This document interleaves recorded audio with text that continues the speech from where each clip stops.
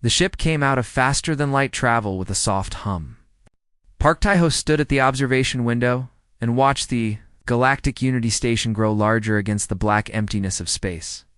It was a massive structure built from metals that humans had no names for yet.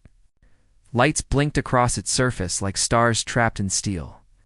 "We are here," said Kim Yuna from behind him. She was young, maybe 30 years old, but her eyes carried the weight of a soldier who had seen too much. Officially, she was his translator. Unofficially, she was one of the best combat specialists Earth had ever trained. Tae-ho turned and smiled at her. It was a warm smile, the kind that made people trust him. That was why they had chosen him for this mission. Humanity needed to join the Galactic Council, and Tae-ho had a gift for making friends. "Are you nervous?" Yuna asked. "A little," he admitted, "but mostly curious. We have waited a long time for this moment." Their shuttle docked with a gentle bump. The doors opened, and they stepped into a world that smelled of strange chemicals and recycled air. Alien guards stood on both sides of the walkway. Some had too many eyes. Some had no eyes at all. Some were made of something that looked like living stone. A tall creature with silver skin and forearms approached them. Its translator device spoke in flat, mechanical English. "Ambassador Park, I am Delegate Morith. I will take you to the council chamber." Tae-ho bowed politely. "Thank you. We are honored to be here." Morith's face showed no expression.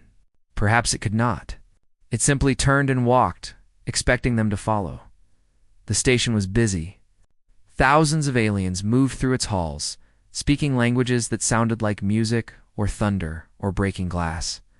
Yuna stayed close to Tae-ho, her hand never far from the place where her weapon would be if she had been allowed to carry one. "They are staring at us," she whispered. "We are new here," Tae-ho said calmly. "They are curious." That is natural. But he noticed the stares too. Some aliens looked at them with interest. Others looked at them with something closer to disgust. He heard one creature make a sound that might have been laughter and say something to its companion. The translator in his ear caught it. "Look, the meat creatures from the death world." Tae-ho kept walking. His smile did not change. The council chamber was enormous. It was shaped like a bowl, with seats rising in circles around a central platform. Representatives from hundreds of species filled those seats, their bodies of every shape and color imaginable. At the highest level sat 12 figures in ornate chairs. These were the High Counselors, the leaders of the most powerful civilizations in the galaxy. Tae-ho walked to the central platform. Yuna took her place at the edge of the chamber near the door. She would watch. She would wait. That was her job. A creature that looked like a giant insect wrapped in flowing robes leaned forward. This was High Counselor Vethra of the Silkari Dominion. Its voice came through the chamber speakers, translated for all to hear. "So, this is the human. I am Ambassador Park Tae-ho of Earth," Tae-ho said, bowing again. "I bring greetings from all of humanity. We thank the Council for this opportunity to speak." Vethra made a clicking sound. "Humanity. A curious species. You come from a planet that tries to kill its inhabitants every moment of every day. Extreme temperatures, predators everywhere, poison in your water and air. And yet you survived." "We are adaptable," Tae-ho said simply. "You are also violent," said another counselor, a being made entirely of floating crystals. "Your history is written in blood. War after war after war.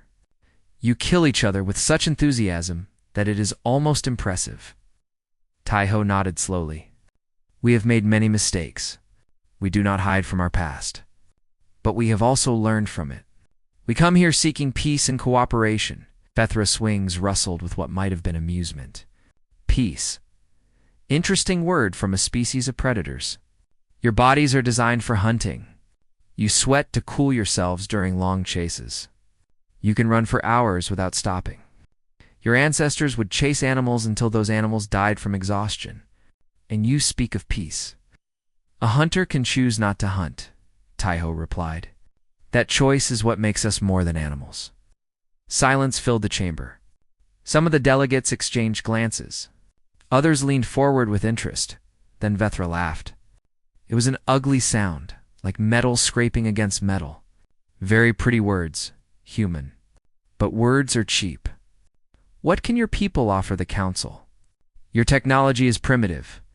Your ships are slow. Your weapons are laughably weak compared to ours. Why should we accept you? Tai-Ho remained calm.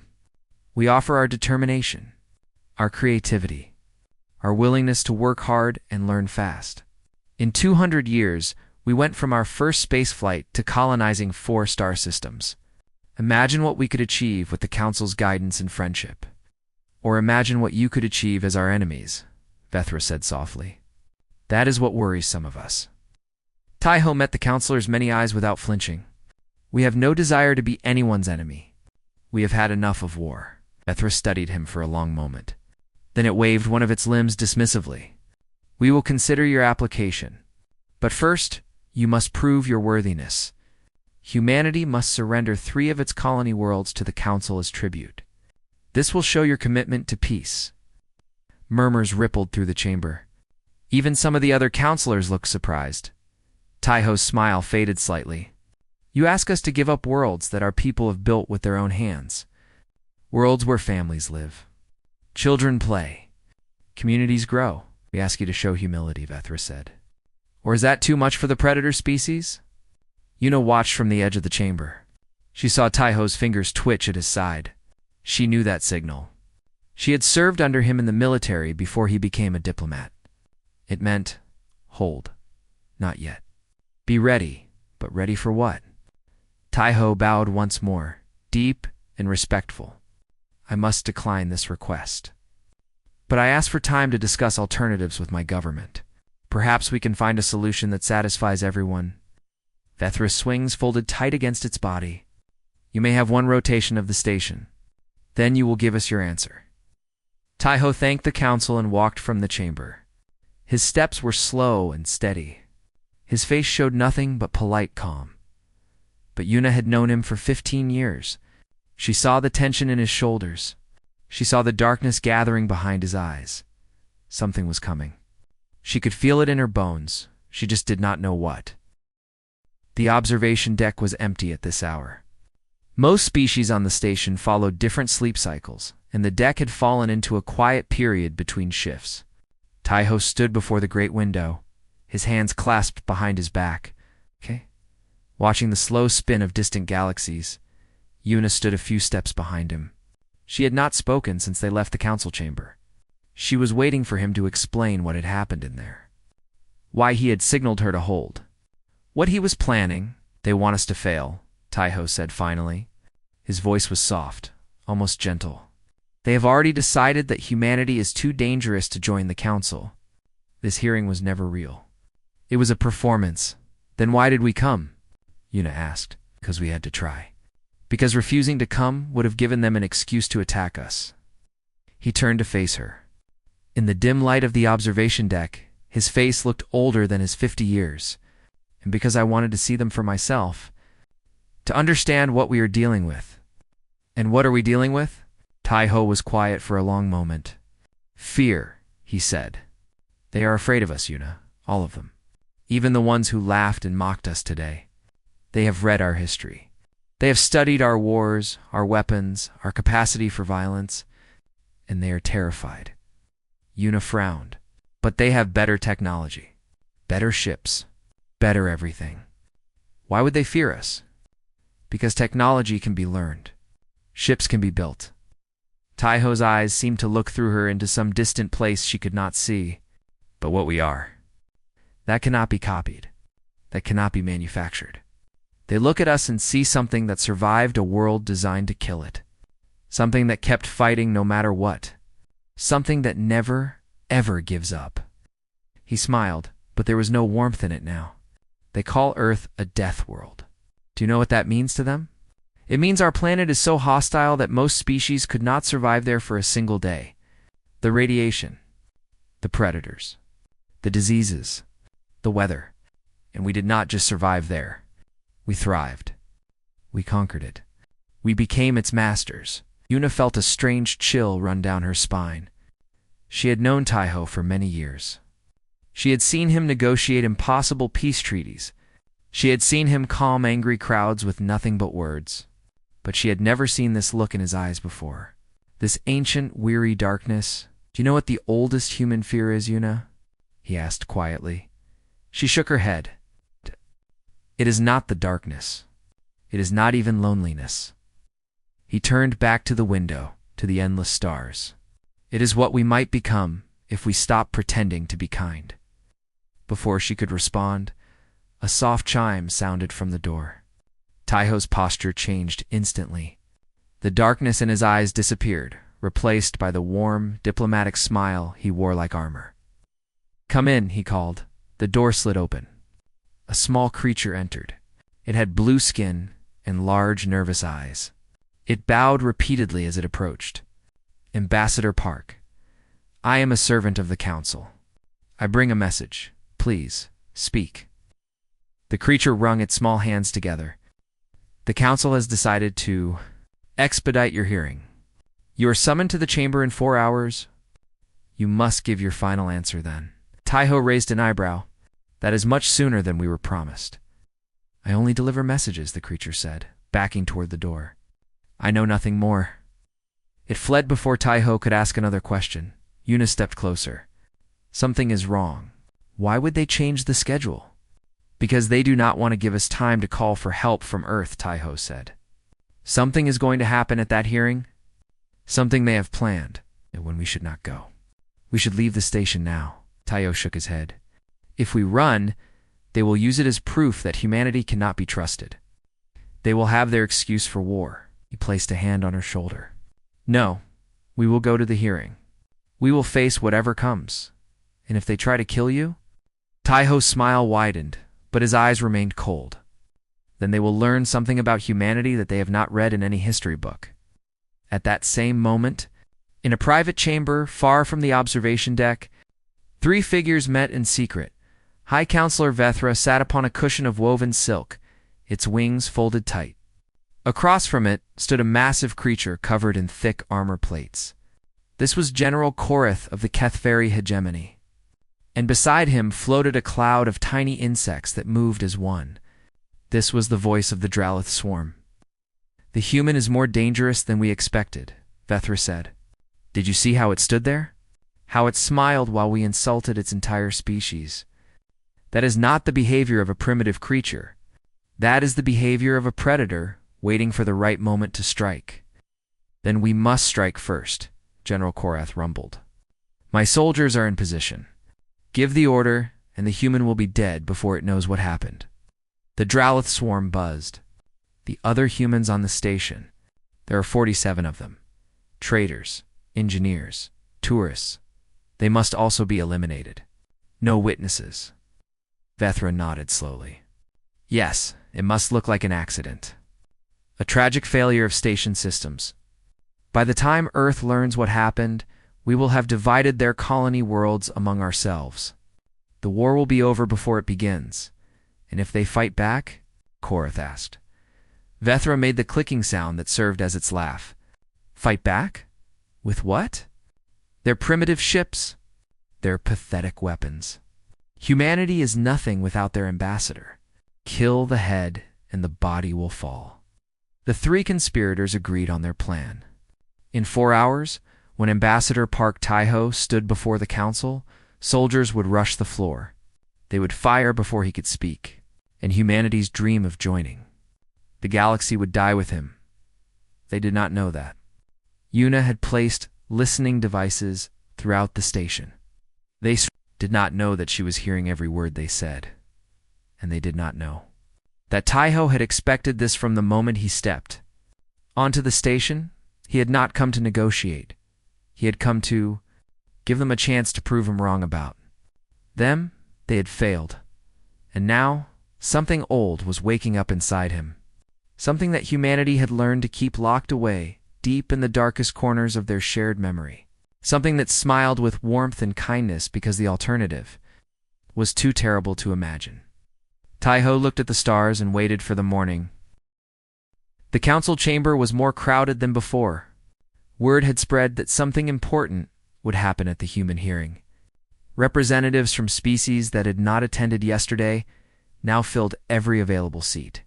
They wanted to see the primitive creatures from the death world. They wanted to watch them fail. Taiho walked to the central platform alone. Yuna was not beside him. Station security had come for her an hour ago. They claimed she had violated some protocol, some rule she had never heard of. They dragged her away despite her protests. Taiho had watched her go with calm eyes and a gentle smile.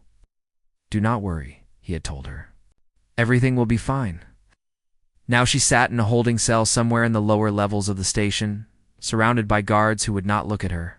She knew what was coming. She had heard the conspirators planning it. She had warned Taiho, and he had gone anyway. In the chamber, Vethra rose from its seat. Its wings spread wide, casting shadows across the gathered delegates. "Ambassador Park, you stand before the Council of 12 Stars. Have you considered our terms?" Taiho bowed. "I have. And what is your answer? Will humanity surrender its colony worlds as proof of peaceful intentions?" "No." Murmurs filled the chamber. Vethra's wings twitched with barely hidden pleasure. "Then you reject the Council's offer of membership?" "I reject your terms," Taiho said clearly. "But I do not reject peace. I believe we can find another way. A way that respects both our peoples. There is no other way." Vethra's voice grew cold. "Humanity must learn its place in the galaxy. You are young. You are small. You are nothing compared to the powers gathered here. And yet you dare to refuse us?" Taiho's smile remained steady. "With respect, High Counselor, we dare many things. That is how we survived. Your survival ends today." Vethra raised one of its limbs. It was a signal. From the edges of the chamber, armored soldiers burst through the doors. They were HFY warriors, massive creatures built for war. Their weapons were already charging, glowing with deadly energy. The delegates screamed and scattered. Some tried to flee. Others froze in terror. The soldiers did not hesitate. They aimed at the lone human standing in the center of the chamber. They fired. 7 beams of concentrated energy struck Taiho's body. Each one should have been enough to kill any living creature. Together, they should have reduced him to ash. His body jerked. He staggered. He fell. Silence. Vethra made its clicking laugh. So ends humanity's dream. So easily broken? So pathetically weak. Turned to address the terrified delegates. "Let this be a lesson to all primitive species who think they can stand among the stars. The Council protects the galaxy from threats. And humans were always a threat." A counselor near the back raised a trembling voice. "This is murder. This violates every law of diplomatic protection." "The human refused our terms," Vethra said coldly. "It chose this fate. The human is not dead." The voice came from the floor. Every eye in the chamber turned to the central platform. Taiho was moving slowly. Impossibly, he pushed himself up from the ground. The holes in his body were closing. The burned flesh was healing. New skin grew over wounds that should have been fatal. He rose to his feet. "That was unpleasant," he said. His voice was different now. There was something underneath it. Something vast and echoing, like the sound of a million voices speaking as one. General Korath, who had been watching from a hidden balcony, screamed into his communicator. "Fire again! All units, fire now!" More soldiers rushed in. More weapons discharged. The air filled with deadly light. Taiho did not move. The energy beams struck him and did nothing. They passed through him like water through a net. He simply stood there, watching, waiting. When the firing stopped, he was still standing. "My turn," he said quietly. The lights in the chamber flickered. Then they died completely. For a moment, everything was darkness. Then something worse than darkness came. Taiho's shadow began to grow. It spread across the floor, up the walls, across the ceiling. But it was not shaped like a man anymore. It was shaped like something else. Something with too many arms, too many eyes, too many mouths that opened and closed without sound. His human eyes were gone. In their place were two pools of absolute blackness, deeper than the void between stars. When he spoke again, his voice carried harmonics that no human throat should be able to produce. The sound vibrated through the chamber at frequencies that attacked the nervous systems of every species present. Delegates collapsed, clutching their heads, screaming in languages that had no words for what they were experiencing. "You struck first," Taiho said. The walls shook with each word. "The covenant is broken." Vethra tried to flee. Its wings beat frantically, carrying it toward the nearest exit. But the shadows moved faster. They wrapped around the High Counselor's body, holding it in place. "What are you?" Vethra shrieked. "What are you?" Taiho walked toward it. Each step left marks on the floor that glowed with faint heat. "I am what humans keep locked away. I am what they chose not to be. I am every war they have ever fought. Every atrocity they have ever committed. Every nightmare they have ever survived." He reached out with a hand that was still human-shaped, but no longer felt human. He touched Vethras's face gently, almost tenderly. "I am humanity without its kindness." Vethra began to scream. In her cell, Yuna felt something change. The guards around her had frozen. Their eyes had gone wide and empty, staring at nothing. A moment later, they collapsed. Unconscious, the door opened on its own. She ran. Through the corridors of the station, she saw chaos. Aliens of every species were fleeing, crying, praying to gods she had never heard of. And everywhere, she heard whispers. A single word, repeated over and over in every language the station's translators could handle. Asterisk. Witness. Witness. Witness. Asterisk.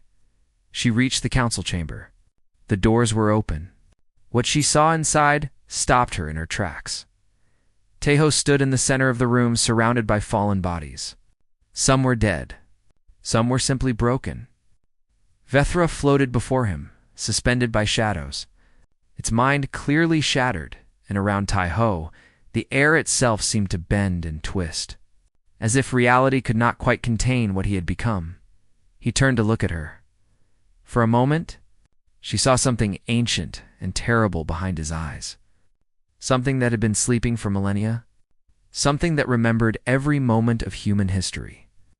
Every drop of blood, every cry of pain. Then he blinked, and he was just Taiho again. Tired, old, human. He said softly, "I am sorry you had to see this." She could not speak. She could only stand there, trembling as the galaxy's understanding of humanity changed forever. The station's emergency lights bathed everything in red. Alarms that had been screaming moments ago fell silent, not because the danger had passed, but because the systems that controlled them had simply stopped working. They had felt what was happening in the council chamber. They had chosen to be quiet. Even machines understood when to be afraid. Eunice stepped into the chamber. Her legs felt weak. Her hands would not stop shaking. But she was a soldier, and soldiers did not run from things they did not understand. They faced them, they learned. They adapted. That was the human way. "Taiho," she said. Her voice came out as a whisper. "What did you do?" He stood among the fallen. Delegates lay scattered across the chamber floor, some unconscious, some curled into balls and weeping, some simply staring at nothing with broken minds. Vethra hung in the air before him, still suspended by shadows that should not exist. The High Counselor's many eyes were open, but empty. Whatever it had seen had destroyed something fundamental inside it. "I showed them the truth," Taiho said. He sounded exhausted. "They wanted to know what humanity really was. So I showed them." "What truth?" "What did you show them?" Taiho turned to face her fully. In the red light, his features looked carved from stone. "Do you remember your history lessons, Yuna? The wars, the famines, the plagues? All the terrible things humans did to each other over thousands of years?" She nodded slowly. "Those memories do not disappear. They are passed down through our blood, our genes, our very cells. Every human carries within them the echoes of everyone who came before. We just learned to ignore them. We built walls around them. We became individuals because the alternative was too much to bear." He spread his hands. "But the walls can come down. When we are truly threatened, when our survival as a species is at stake, we can become what we once were, what we were always meant to be. And what is that? Taiho smiled. It was not a warm smile. It was the smile of something ancient, wearing a human face. We are a network, Una, a collective consciousness spread across billions of bodies. Every human who has ever lived, every experience they ever had, every lesson they ever learned, it is all connected. It is all accessible. And when one node is attacked, the entire network responds. As if to prove his point, something happened across the station, in the trading district. A human merchant stopped counting his credits. His eyes went black. He turned to face the security cameras and said one word in a voice that was not his own. Witness. In the engineering section, a human technician set down her tools. Her eyes went black. She spoke to the aliens working beside her in that same terrible voice. Witness. In the medical bay, in the docking areas, in the restaurants, in the sleeping quarters, in the observation decks. Every human on the station stopped what they were doing. Their eyes went black. They spoke as one. Witness. 47 humans. 47 vessels. One mind. The aliens around them fled screaming. They had never seen anything like this. They had believed humans were individuals. They had believed humans were weak because they were divided. They had been wrong. Una felt something brush against her consciousness. It was like standing at the edge of an ocean and feeling the first wave touch her feet. Behind that wave was more water than she could imagine, more depth than she could comprehend. She gasped and stumbled backward. I felt it. I felt them. All of them. You are human too, Taiho said. You are part of the network. You always have been. You just learned to tune it out, like all of us did. Why? Why did we learn to be separate? Taiho walked toward Vethra's floating body. He reached up and gently closed its many eyes, one by one. Because we were too powerful together, because the things we could do, the destruction we could cause, it was too terrible. We looked at ourselves and felt horror. So we chose to become something else. Something kinder. Something limited. He turned back to Una. We became individuals because we did not trust ourselves as a whole. We became kind because we knew what we were capable of if we were cruel. General Korath suddenly moved. He had been hiding behind a fallen column, clutching his weapon, too afraid to flee or fight. Now he found his courage. He aimed his massive gun at Taiho, fired. The energy beam crossed the distance instantly. Taiho caught it in his hand. He held the concentrated destruction like a man holding a candle flame. It flickered between his fingers, its deadly power reduced to nothing more than light. I am not angry with you, Taiho, said to the trembling general. You did what your nature demanded. You saw something you feared, and you tried to destroy it. That is what your species does. He closed his hand, and the energy disappeared. But I want you to understand something. He walked toward Korath. Each step felt like the beat of a massive heart.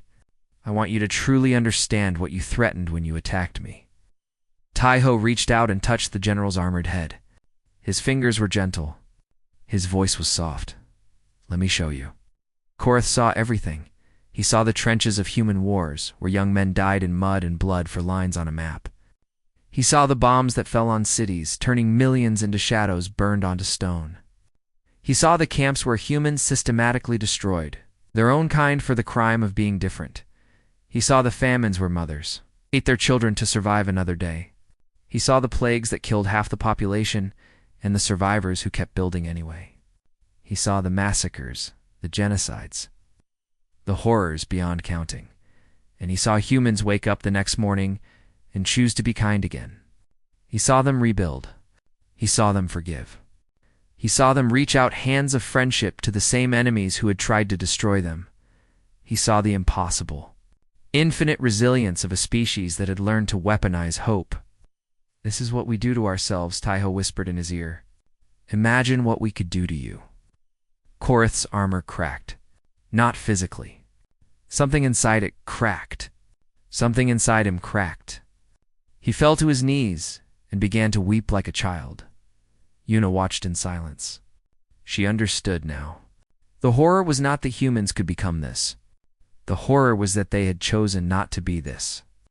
Every single day, every single human being made the choice to be separate, to be limited, to be kind, and the galaxy had just tried to punish them for that kindness. Taiho released Korath and stepped back. The shadows around him began to fade. The impossible darkness in his eyes started to clear. He was becoming human again, becoming small again. "The Council of 12 Stars is dissolved," he announced. His voice still carried that terrible resonance, still reached every mind in the chamber. The species that attacked humanity will face judgment. Those who stood aside will have a choice to make. He looked around at the fallen delegates, at the broken leaders, at the shattered remains of galactic power. "You may join us as partners, as equals, as friends." His smile returned, warm and genuine again. "Or you may run. Run as far as the universe allows. Run until the stars themselves grow cold." He paused. "But you will never, ever threaten us again." The message was heard. Not just in the chamber, not just on the station. Somehow impossibly, it was heard across the galaxy. Every species with the technology to receive it felt those words press against their consciousness. Humanity had awakened, and the universe would never be the same. 3 days passed, or what the station called days. Time moved strangely when everything you believed about the universe had been proven wrong. Yuna found Taiho in the medical bay.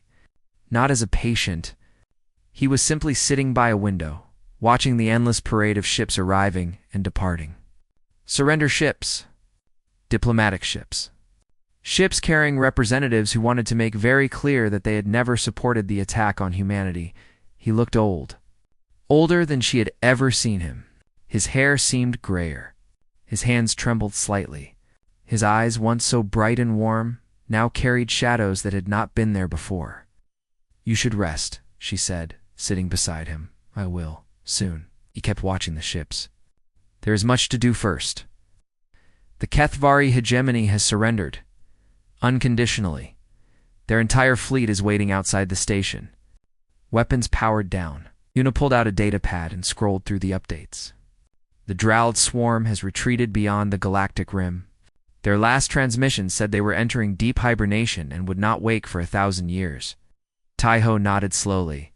They were always the clever ones. They knew that fighting us would only wake us further.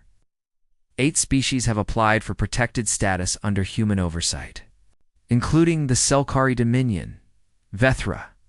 Still alive? The doctors say its mind is ... damaged. It may never fully recover. But it issued an order before it stopped speaking. Full cooperation with humanity. No conditions. Taiho closed his eyes. I did not want this. Any of this. Yuna set down the datapad. She had been thinking about what to say since the chamber. Since she had seen what Taiho truly was. Since she had felt the edge of that vast collective consciousness brush against her own mind. Was it real? She asked quietly. What you showed them. What you told me. Or was it some kind of weapon? A trick! Taiho opened his eyes. What do you think? I felt it. The connection. All those minds, all those memories, all that ... everything. She struggled to find the words. It felt real. It felt more real than anything I have ever experienced. It is real. As real as your heartbeat? As real as your breath? Taiho finally turned to look at her. Humans evolved the ability to suppress our collective consciousness. We appear as individuals because the alternative was too dangerous. Too powerful. We scared ourselves, Yuna. So we learned to hide from what we truly are. And you, are you still ... him? Still part of the network? I am always part of it. So are you. So is every human who has ever lived or ever will live. He reached out and touched her hand. His fingers were warm and very human. The difference is that I can hear it. I can feel it. The weight of all those lives, all that history, pressing against the walls we built. Most humans can ignore it. I lost that ability long ago. How long ago? Taiho smiled. It was a sad smile, tired and ancient. I was born in a village that does not exist anymore. In a country that changed its name a dozen times since then. I have walked the earth for a very long time, Yuna. I have had many names. Park Tayo is just the latest. Yuna felt her heart stop. How old are you? Old enough to remember when we first learned to make fire? Old enough to remember why we chose to become individuals? He squeezed her hand gently. Some of us could not fully disconnect from the network. We stayed awake while the rest of humanity learned to sleep. We became the Watchers, the Guardians, the ones who would remember what we truly are. How many of you are there? Fewer than you might think. More than the galaxy should hope. Soft chime interrupted them. The station's communication system was requesting attention. Taiho released Yuna's hand and touched the console beside his chair. Ambassador Park said a nervous alien voice. We are receiving a transmission from ... somewhere. The origin point does not appear on any of our charts. It is very old, Ambassador. The signal has been traveling for millions of years. Taiho's expression did not change. Put it through. Static filled the speakers. Then, a voice emerged. It was strange, ancient, speaking in patterns that seemed to bypass language entirely and plant meaning directly into the mind. We were wrong to let you evolve. We are sorry. Please do not find us. The transmission ended. Yuna stared at Taiho. What was that? Old friends? He touched the console again, deleting the message from the station's records. They've watched humanity since the beginning. They hoped we would be different from them, that we would not make the same mistakes, did we? We made worse ones, and we survived them. Taiho stood slowly, using the wall for support. That is what frightens them. Not what we are, what we have overcome. What we keep choosing to become. He walked toward the door. Yuna followed. What will we do now? She asked. We have all this power, all this knowledge. The galaxy is watching us. They are terrified. Taiho paused at the doorway. He turned and looked at her with those ancient, weary eyes. Then he smiled, and for a moment he looked like just a man, just a tired diplomat who wanted nothing more than to rest. We will do what humans have always done, he said. We will wake up tomorrow. We will choose to be kind, and we will prove to the universe that the monster inside us is not all that we are. And if they attack us again, they will not. His smile widened. But if they do, we will give them one more chance. And then another. And then another. Because that is also what humans do. We keep hoping. We keep forgiving. We keep reaching out our hands even when they have been burned before. Yuna followed him into the corridor. Around them, the station was slowly returning to normal. Aliens who had been too afraid to leave their quarters were emerging, looking around with nervous eyes. Some of them saw Taiho and quickly looked away. Others bowed deeply as he passed. Word was already spreading across the galaxy. Stories about what had happened in the council chamber. Stories about what humanity truly was. Some species were building temples to worship the humans. Others were building weapons to fight them. Most were simply trying to understand. A new proverb was taking shape in the shared consciousness of 100 civilizations. It would be translated into thousands of languages. It would be taught to children born on worlds that had not even been discovered yet. Humans are kind because they choose to be. Pray they keep choosing. Taiho and Yuna reached the observation deck. Through the great window, they could see Earth's relief fleet arriving. Dozens of ships, carrying diplomats and soldiers and scientists and ordinary people who wanted to see the station where everything had changed. Will you tell them? Yuna asked. The people on those ships, will you tell them what we really are? They already know, Taiho said. Deep down, in the parts of themselves they do not like to examine, they know why they sometimes feel connected to strangers. They know why certain memories feel older than their lives. They know why they sometimes wake from dreams that feel like someone else's experiences. He placed his hand against the glass. On the other side, millions of kilometers away, a blue and green world waited. Humanity is waking up, Yuna, not all at once. Not dangerously, but slowly, gently. We are beginning to remember what we are. And when we finally accept it, when we finally embrace our true nature without fear, Double quotes. He trailed off. What then? Yuna asked. Teho turned to her one last time. His smile was warm. His eyes were kind. He looked, in that moment, like every good person she had ever known. Every friend. Every family member. Every stranger who had shown her unexpected compassion. Then we will become what the universe needs us to be, he said. Protectors, healers, builders of bridges between worlds that have never known anything but war. He took a deep breath and let it out slowly, or we will destroy everything. It really depends on whether the universe gives us a reason to be nice. He laughed then. It was a human laugh, full of warmth and self-awareness. Yuna found herself laughing too. Outside, the stars burned on, ancient, impatient, and waiting to see what humanity would choose next. They had waited for millions of years. They could wait a little longer.